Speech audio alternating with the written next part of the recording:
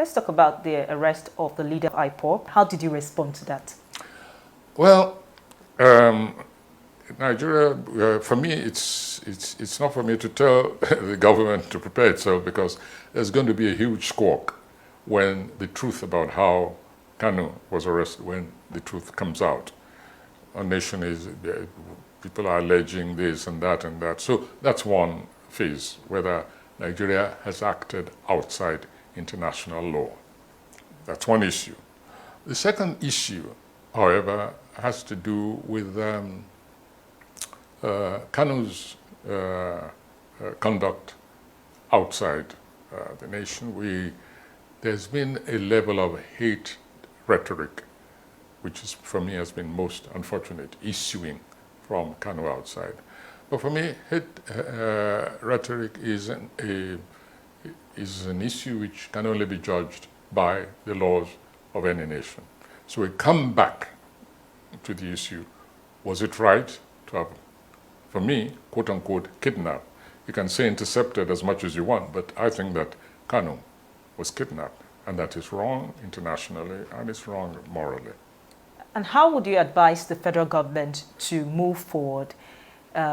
Talking about all this now, you've identified some pitfalls in the way that the arrest of NNAMDI Kanu has been handled, and also the way the DSS raided Sunday Igboho's house. For NNAMDI Kanu, for starters, how would you advise the federal government to move forward in terms of his trial and other things that will come up after now? To answer that kind of question, we have to ask ourselves, what is the position mentally, spiritually, economically, politically? What's the state of mind, the collective state of mind of a vast section of this nation at the moment? And that state of mind is best described as distrust, total distrust. This government has earned itself, rightly or wrongly, that's for the government, that side to decide. But anybody who's telling this government that the people of this nation still trust it, I'm sorry, if the government believes that, it's really plunging this nation further into the abyss. After raiding his home, the DSS had come out to say that Sunday Igboho is wanted and that he should turn himself in. What would you advise he does in this situation? Well, my advice is not even so much Igboho, but to the government, that they should stop pursuing this person as a criminal, because you have begun by acting in a criminal fashion against him. Because if and when Igboho comes to trial, I guarantee you it's the government which will be very, very embarrassed. Very embarrassed. So it's not even in the interest of the government. I think they should just tell Igboho, we made a mistake. We should not have acted in this way. You are no longer wanted. Please go back to your home. In fact, escort him to his home, quietly, and let him resume his normal life. To declare him wanted. And again, this is another issue of language. I read in some papers, Igboho is in hiding. Well, but more accurately, he's probably just gone underground, to protect himself and perhaps to be able to continue his declared struggle. I'm not talking now about the secessionist aspect of his struggle. No, I'm talking about what Igboho came out to do, and which I believe is still his mission in this nation, to protect, defend his own people, and to let the aggressors know that they are not lords of this nation or any section of it, apart from what they are constitutionally entitled to. So I think the government, it's in no interest. If you bring Igboho to trial, you're just going to get mud in your face, clearly. As far as I'm concerned, it's up to Igboho to decide. He knows what the circumstances were. He knows what happened before his people were killed. And he's the only one who can judge, who can decide for himself. I cannot advise him. Some critics have said that the federal government was fast to arrest NNAMDI Kanu. But when we look at other issues like the bandits still ravaging the northwest and some part of the northeast, the kidnapping still ongoing, and also the issue with the Boko Haram, and you begin to ask that how are they so fast and so quick to arrest?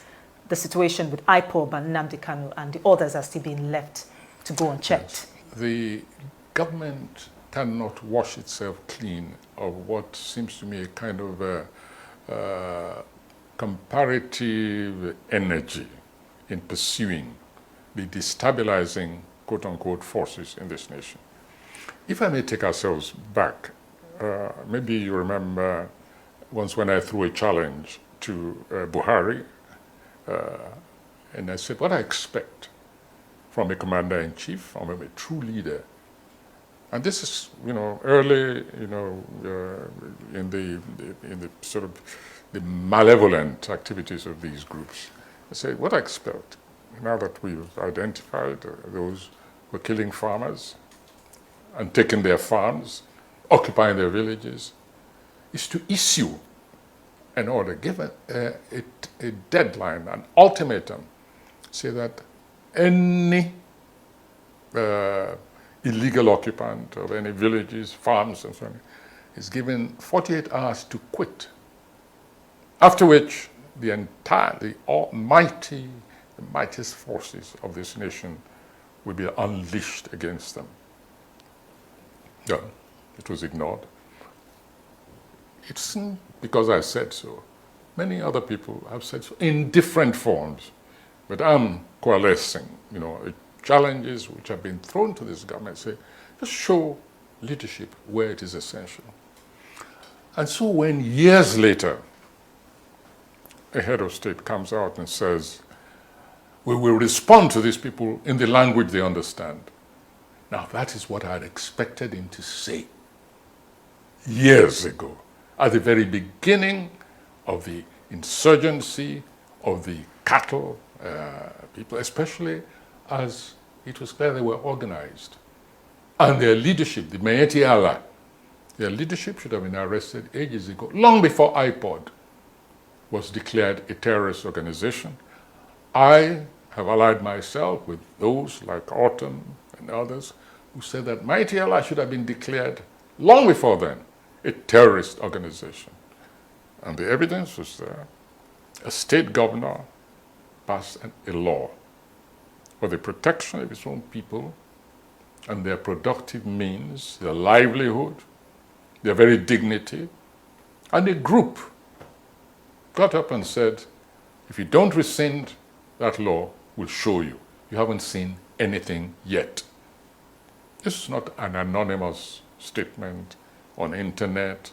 It was not fake news. The leadership of Maeti Allah actually threatened that government and have proceeded to put their money where their mouth is.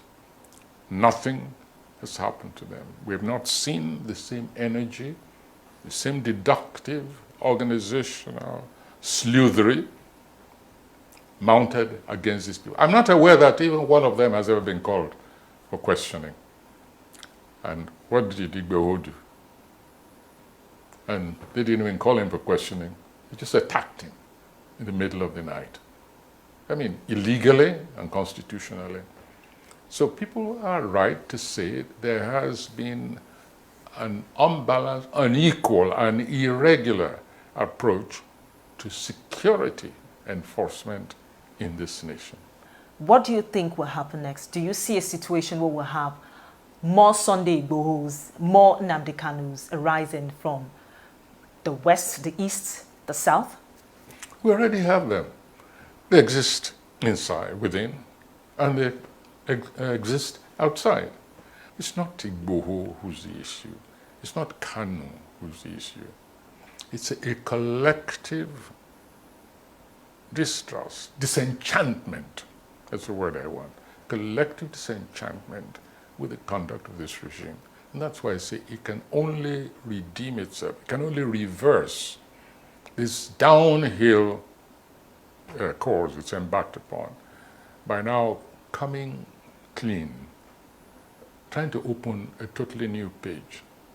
Even forget the past. How do we move on from here?